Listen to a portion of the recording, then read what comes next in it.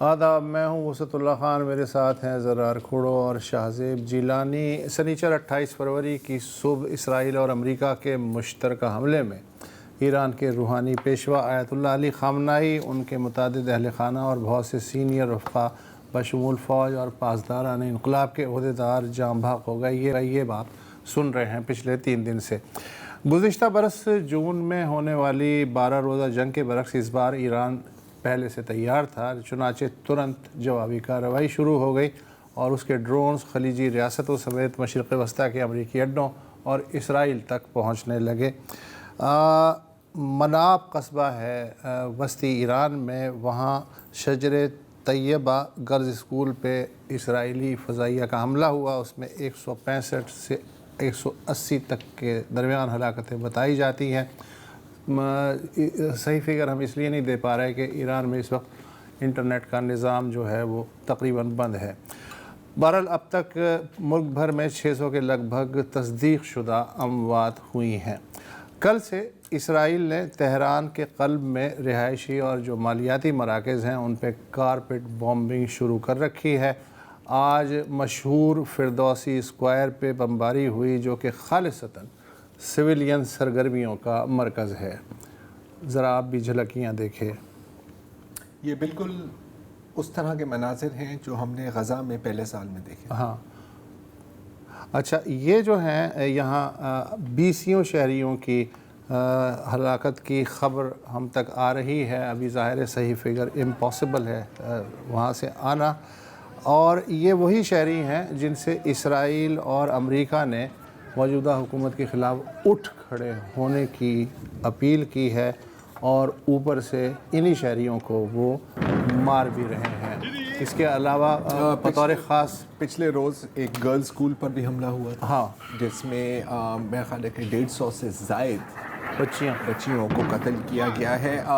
رضا پہلوی نے مذمت کی ہے ان حملوں کی، نہیں بلکہ وہ جو 3 امریکن فوجیوں کی جو موت، وہ میں آگے بتاتا ہوں۔ یہ جو پولیس اسٹیشنز ہیں ان کو بطور خاص ٹارگٹ کیا جا رہا ہے۔ پولیس اسٹیشنز، گورنمنٹ آفیسز، بیچ جو ملیشیا ہے، والنٹیئر ملیشیا ہے، ان کے تمام ریاستی دفاتر کو ہٹ کیا جا رہا ہے۔ نہ صرف یہ بلکہ ایران اور عراق کے بارڈر کی سرحد پر جو بارڈر پوسٹ ہیں، سیکیورٹی پوسٹ ہیں، ان کو بھی ایک ایک کر کے اڑایا جا رہا ہے۔ ان دونوں چیزوں کا کیا مقصد ہے کہ اگر وہاں پر کیوس ہو تو کیوس کنٹرول نہ ہو پائے۔ بارڈر پر حملے کرنے کا مقصد یہ ہے کہ وہاں سے پھر انفلٹریشن جب ہو اس کی راہ ہموار ہو۔ یہ ہے اس کے علاوہ بطور خاص ہاسپٹلز کو بھی نشانہ بنایا جا رہا ہے۔ اب تک تہران کا جو گاندھی ہاسپٹل ہے اس سمیت ملک بھر میں 9 اسپتالوں پہ اٹیک ہوا ہے، جبکہ اسرائیل پہ ایرانی جوابی حملوں میں اب تک 10 ہلاکتوں کی تصدیق ہوئی ہے۔ کویت نے آج امریکی فضائیہ کے 3 F-15 طیارے غلطی سے فرینڈلی فائر اسے کہتے ہیں، فرینڈلی فائر میں مار گرائے۔ ان طیاروں کے جو 6 کے 6 پائلٹ تھے وہ زندہ بچ گئے۔ قطر نے 2 ایرانی طیارے اب سے کچھ دیر پہلے مار گرانے کی تصدیق کی ہے۔ امریکہ نے پچھلے 3 روز سے جاری لڑائی میں اب تک اپنے 4 فوجیوں کی ہلاکت کی تصدیق کی ہے۔ سعودی ارامکو راس تنورہ آئل ریفائنری جو ایسٹ کوسٹ پہ ہے سعودی عرب کے، وہاں ڈرون حملے کے بعد عارضی طور پہ وہاں سرگرمیاں معطل کر دی گئی ہیں۔ قطر نے حملوں کے بعد LNG کی ایکسپورٹ روک دی ہے۔ دنیا کا سب سے بڑا ایکسپورٹر ہے وہ LNG کا۔ اس کی وجہ سے یورپ میں گیس کی قیمت میں فوری طور پہ 50% اضافہ دیکھنے میں آ رہا ہے۔ امریکی صدر ٹرمپ کہہ رہے ہیں کہ 4 ہفتے میں نتائج حاصل ہو جائیں گے جو وہ حاصل کرنا چاہتے ہیں، جبکہ ان کے chairman joint chief of staff general Dan Caine کا کہنا ہے کہ یہ ایک دن میں ختم ہونے والا آپریشن نہیں ہے۔ امریکہ کو جانی نقصان کے لیے تیار ہونا چاہیے۔ مزید امریکی دستے خطے میں بھیجے جا رہے ہیں، جبکہ جو محکمہ دفاع پینٹاگون ہے اس نے کانگریس کو بتایا ہے کہ ایران کے پاس امریکہ پر براہ راست حملہ کرنے کی کوئی اہلیت نہیں ہے۔ ادھر لبنانی حزب اللہ ملیشیا کی جانب سے اسرائیل پہ کچھ راکٹ فائر کیے گئے، اس کے جواب میں جنوبی بیروت پہ اسرائیلی حملوں میں کم از کم 31 ہلاکتوں کی تصدیق ہوئی، اور اس وقت بھی جنوبی بیروت کا علاقہ جو ہے داہیہ اس پہ کارپیٹ بامبنگ جاری ہے۔ اسرائیل نے جنوبی لبنان کے 18 قصبات خالی کرنے کا حکم دیا ہے، جبکہ لبنانی وزیر اعظم نے حزب اللہ ملٹری ونگ کو بین کر دیا ہے۔ اسرائیل نے شیورون جو کمپنی ہے، امریکی کمپنی، اس کو لیوتھون گیس فیلڈ بند کرنے کا حکم دیا ہے۔ اس کی امپورٹنس اس لیے ہے کہ اس گیس فیلڈ سے مصر اور اردن کو گیس فراہم کی جاتی ہے۔ یہ میں نے تھوڑی بہت اکٹھے کی ہیں۔ شاہ زیب صاحب جناب، جس طرح آپ نے کہا کہ بڑا سوال یہ ہے جو کافی لوگ خطے میں پوچھ بھی رہے ہیں ایک دوسرے سے کہ یار یہ معاملہ کب تک چلے گا، کیونکہ پورا نظام درہم برہم ہوا ہے۔ مجھے نہیں یاد پڑتا ہمارے بھی لائف ٹائم میں کہ اتنے سارے ملک ہمارے پڑوس میں میزائلوں سے بچ رہے ہوں یا انہیں گرانے کی کوشش کر رہے ہوں۔ اگر آپ پاکستان افغانستان والا جو معاملہ ہے وہ بھی اس میں جوڑ دیں تو کوئی اس وقت سمجھیں کہ 10-11 ملک جو ہیں وہ اس وقت ایک طرح سے حالت جنگ میں ہیں، جہاں پہ فلائٹس کینسل ہیں، آئل پرائسز بڑھ رہی ہیں، امریکہ اور ایران کی دھمکیاں روز چل رہی ہیں۔ اب سے کچھ دیر پہلے ہم نے سنا ٹرمپ صاحب نے ان سے جب پوچھا گیا بھائی کب تک چلے گا یہ، تو انہوں نے کہا کہ 4 ہفتے تو میں مان کے چل رہا تھا۔ حالانکہ اس سے پہلے وہ جو بیانات دے چکے ہیں، کہیں پہ انہوں نے کہا کہ 2 ہفتے ہوگا، کہیں پہ انہوں نے کہا کہ جلد ہو جائے گا، اور اب ہمیں ایک انڈیکیشن مل رہا ہے کہ یہ معاملات جو ہیں یہ لمبے چل سکتے ہیں۔ ادھر سے ایران سے بھی اب جو بیانات سامنے آ رہے ہیں، علی لاری جانی صاحب کا ایک بیان میں نے دیکھا جو کہ سیکٹری ہیں سپریم نیشنل سیکیورٹی کاؤنسل کے ایران کے، انہوں نے کہا کہ اب ہم ایک طویل جنگ کے لیے تیار ہیں۔ ان کا جتنا نقصان ہو چکا ہے ابھی تک، سپریم لیڈر کو اسیسنیٹ کیا امریکہ اسرائیل نے، اور ابھی ٹرمپ نے کہا کہ ہم نے کوئی 49 ان کی سینٹرل لیڈرشپ کو اور بھی ہم نے جو سینٹرل فگرز تھے وہ ان کو ہم نے اڑا دیا ہے۔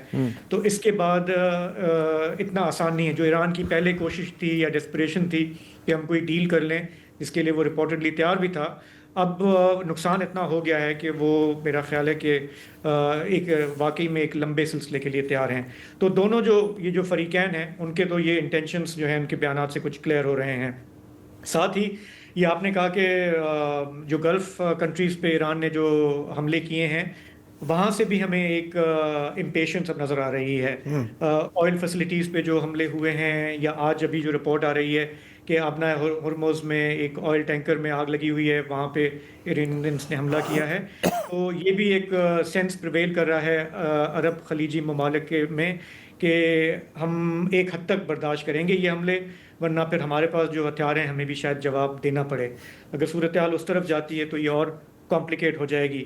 وائڈر ریجن سے باہر اگر آپ دیکھیں تو سب سے بڑی کنسرن جو ہے ظاہر ہے وہ آئل کے حوالے سے ہے، اور ہم نے دیکھا ہے آج کہ جو آئل کی قیمت ہے برنٹ کروڈ آئل کی، وہ 10% اوپر چلی گئی، کوئی $80 پر بیرل پہ وہ آ گئی، جبکہ گیس کی قیمت جیسے آپ نے بتایا نیچرل گیس کی، اس میں 25% اضافہ آلریڈی دیکھا گیا ہے۔ ابھی یہ ابتدائی دن ہے، ابھی 3-4 دن ہوئے ہیں کہ آلریڈی یہ امپیکٹ آ رہا ہے، اور خدشہ یہ ہے کہ اگر آئل کی قیمت جو ہے وہ $100 پر بیرل تک گئی تو ہمارے جیسے ملکوں کے لیے، بہت سارے ملکوں کے لیے ان کے بجٹ میں بلینز کا فرق پڑ جاتا ہے۔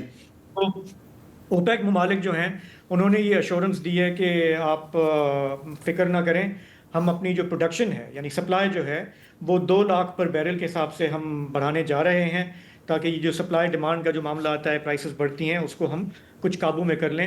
لیکن اس کی کوئی گارنٹی نہیں ہے۔ اس وقت جو حالات چل رہے ہیں ریجن میں، سعودی عرب اور قطر اور دیگر ممالک کے، وہ اب ضروری نہیں ہے کہ وہ یہ کر پائیں گے، تو یہ بھی ہمیں دیکھنا ہوگا۔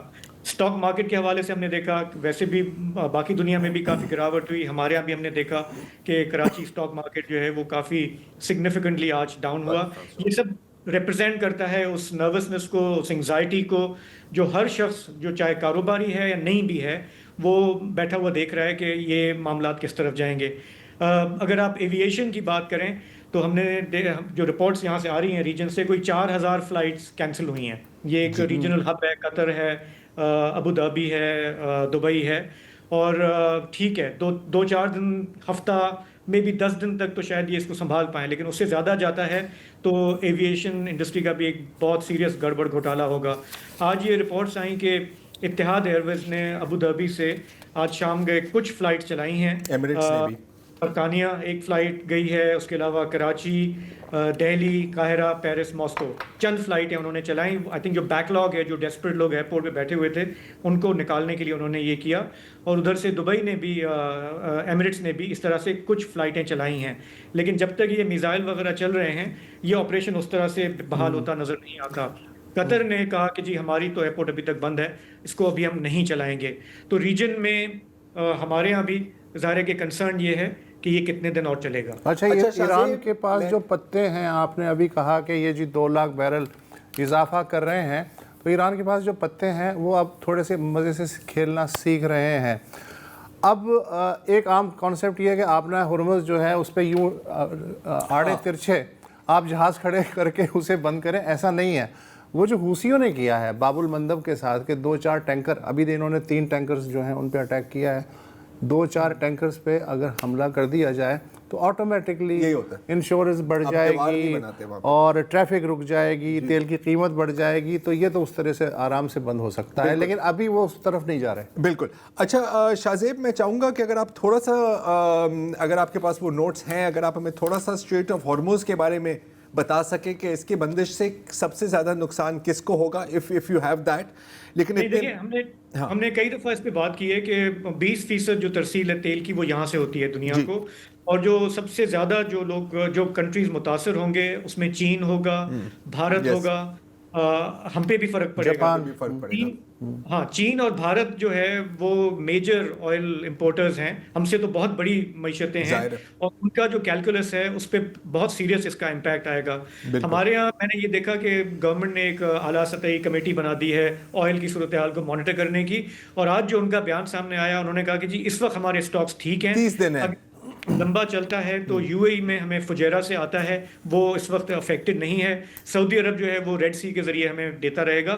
بظاہر انہوں نے کہا ہے کہ جی کہ اتنا امپیکٹ نہیں آئے گا، لیکن ہم جانتے ہیں کہ اگر یہ امپیکٹ آئے گا بھی تو گھوم پھر کے وہ آپ پہ اور ہم پہ ہی آئے گا، ہمارے دام بڑھ جائیں گے اور پے کریں گے. ایسا ہی ہے. اچھا، یہ جو آپ نے بات کی نا کہ لوگ فرار ہونے کی کوشش کر رہے ہیں یو اے ای سے، مختلف ممالک سے. اچھا، جن کے پاس پیسے نہیں ہیں وہ پورٹ پہ بیٹھے ہوئے ہیں یا نارمل فلائٹ کی ویٹ کر رہے ہیں. ابھی میں پڑھا تھا 2 آرٹیکل کہ جن لوگوں کے پاس جو ڈیسپریٹ بھی ہیں، پینکڈ بھی ہیں، اور پیسے بھی جن کے پاس ہیں، وہ باقاعدہ S U Vs, security companies کے ساتھ ایس یو ویز سے دبئی اور ابو دھابی سے ڈرائیو کر رہے ہیں ریاض، اور وہاں سے پرائیویٹ جیٹس پکڑ رہے ہیں، اور ایک سیٹ اس وقت 30,000 پاؤنڈ کی بک رہی ہے. 30,000 پاؤنڈ کی. اچھا، بنیادی سوال ظاہر ہے یہ ہے کہ یہ کب تک چلے گی. تو اس میں میرا خیال ہے کہ ہمیں بیانات پر اتنا شاید ایمفسس نہیں کرنا چاہیے. ہمیں دیکھنا چاہیے کہ ملٹری کیپیبلٹیز کیا ہیں ایران کی اور امریکہ کی، یہ کب تک یہ جنگ لڑ سکتے ہیں، فیکٹس آن دا گراؤنڈ ہمیں کیا بتاتے ہیں اس وقفے کے بعد.